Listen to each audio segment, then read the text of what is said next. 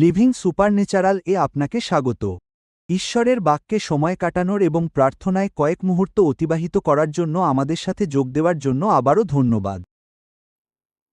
এই সপ্তাহে আমরা পবিত্র আত্মার ফল সম্পর্কে বিভিন্ন ধারণা এবং চিন্তাভাবনা সংগ্রহ করছি। আর আজ আমরা ধৈর্য নিয়ে কথা বলবো, যা হল ঈশ্বরের সময়ের ওপর আস্থা রাখা। ইফিসীয় 4 অধ্যায় 2 পদে বলা হয়েছে, সম্পূর্ণ নম্র ও মৃদু হও, ধৈর্যশীল হও এবং প্রেমে একে অপরকে সহ্য করো। উদ্ধৃতি চিহ্ন।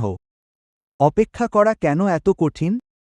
আপনি কি কখনো খেয়াল করেছেন আমরা কতটা অধৈর্য হয়ে পড়ি? আমরা ট্রাফিকে অপেক্ষা করতে পছন্দ করি না, ইন্টারনেট ধীরগতিতে চললে হতাশ হই এবং বার্তার দ্রুত উত্তরের আশা করি। আমরা অপেক্ষা করতে চাই না। এমনকি কখনো কখনো আমরা প্রার্থনার উত্তরের জন্য অপেক্ষা করতেও পছন্দ করি না। আমরা একটি তাৎক্ষণিক জগতের বাসিন্দা, কিন্তু ঈশ্বর প্রায়শই আমাদের শেখান অথবা সেই ফলাফলগুলো আনতে আমাদের প্রক্রিয়ার মধ্য দিয়ে নিয়ে যান। ঈশ্বরের অনেক বড় বড় আশীর্বাদ অপেক্ষার ঋতুতে আসে। পবিত্র আত্মা যে আমাদের চরিত্র গঠন করছেন, তার অন্যতম স্পষ্ট লক্ষণ হল ধৈর্য। ঈশ্বর আমাদের শাস্তি দেওয়ার জন্য অপেক্ষার সময় ব্যবহার করেন না, বরং তিনি আমাদের প্রস্তুত করার জন্য এটি ব্যবহার করেন। আমরা যখন কোনো সাফল্যের জন্য প্রার্থনা করি এবং বিলম্বের সম্মুখীন হই, ঈশ্বর সাধারণত এই 3টি উদ্দেশ্যের যে কোনো একটি বাস্তবায়ন করছেন। প্রথমত, চরিত্র গঠন। ঈশ্বর আমাদের চরিত্রের ব্যাপারে যত্নশীল, অর্থাৎ আমরা কি হয়ে উঠি। তিনি আমাদের চরিত্রকে গড়ে তুলতে চান।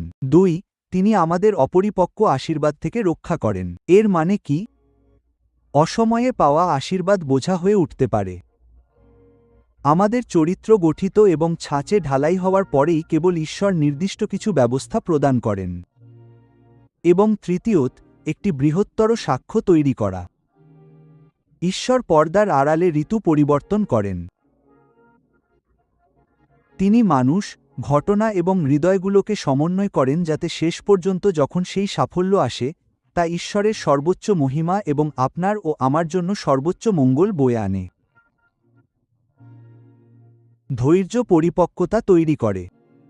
যাকোব 1 অধ্যায় 4 পদে বলা হয়েছে, স্থিরতা তার কাজ সম্পূর্ণ করুক, যাতে তোমরা পরিপক্ক ও সম্পূর্ণ হতে পারো, কোনো কিছুর অভাব না থাকে। আমরা যোসেফের উদাহরণ দেখি, যে কিশোর বয়সে ঈশ্বরের কাছ থেকে স্বপ্ন পেয়েছিল, কিন্তু সে রাতারাতি মিশরের শাসক হয়নি। প্রাসাদে যাওয়ার আগে তাকে তার ভাইয়েরা প্রত্যাখ্যান করেছিল, তাকে গর্তে ফেলা হয়েছিল, কারাগারে পাঠানো হয়েছিল, মিথ্যা অভিযোগ আনা হয়েছিল এবং বন্দী করা হয়েছিল। 13 বছর ধরে যোসেফ অপেক্ষা করেছিল, তবুও প্রতিটি দিন তাকে নেতৃত্বের জন্য প্রস্তুত করেছিল। আর যখন সঠিক সময় এল, মাত্র একদিনে সে কারাগার থেকে প্রাসাদে চলে গেল। ধৈর্য আমাদের অনুগ্রহের সাথে সাড়া দিতে সাহায্য করে। ধৈর্য মানে শুধু ঈশ্বরের জন্য অপেক্ষা করা নয়, এটি হল মানুষের প্রতি অনুগ্রহ প্রদর্শন করা। মানুষ আমাদের হতাশ করবেই, মানুষ আমাদের ভুল বুঝবে, তারা আমাদের আঘাত করতে পারে। ধৈর্য আমাদের রাগের পরিবর্তে নম্রতার সাথে প্রতিক্রিয়া জানাতে সাহায্য করে। দাউদ রাজা শাউলকে ক্ষমা করেন।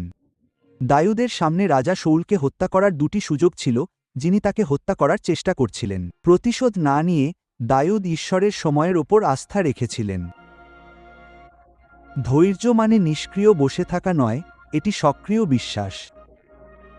ঈশ্বরের বিলম্ব মানেই তার অস্বীকার নয়।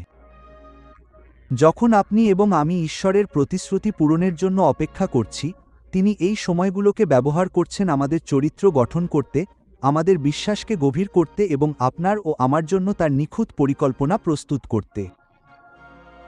আমরা যেন ঈশ্বরের প্রতিটি আশীর্বাদ পাওয়ার জন্য ধৈর্য ধরে চলতে পারি। আসুন প্রার্থনা করি। পিতা, আমরা তোমার বাক্যের জন্য তোমাকে ধন্যবাদ জানাই এবং আমরা তোমার প্রতিশ্রুতির জন্য তোমাকে ধন্যবাদ জানাই যে তুমি তোমার প্রতিশ্রুতি পালনে বিশ্বস্ত। এবং প্রভু, আমরা প্রার্থনা করি যে আমরা প্রত্যেকেই, জীবনের যেখানেই থাকি না কেন, হয়তো আমরা তোমার স্পর্শের জন্য অপেক্ষা করছি। প্রভু, আমরা প্রার্থনা করি যে আমরা যেন প্রত্যাশা, আশা এবং বিশ্বাসের সাথে অপেক্ষা করি, এটা জেনে যে তুমি একজন বিশ্বস্ত ঈশ্বর। আমরা তোমাকে ধন্যবাদ জানাই এবং তোমাকে আশীর্বাদ করি। যিশুর নামে আমরা প্রার্থনা করি। আমেন। লিভিং সুপারন্যাচারালি, লিভিং সুপারন্যাতুরালাই এর সাথে থাকার জন্য আপনাকে ধন্যবাদ। আপনার আধ্যাত্মিক জীবনকে শক্তিশালী করার জন্য আরও তথ্যের জন্য অনুগ্রহ করে apcwo.org ভিজিট করুন।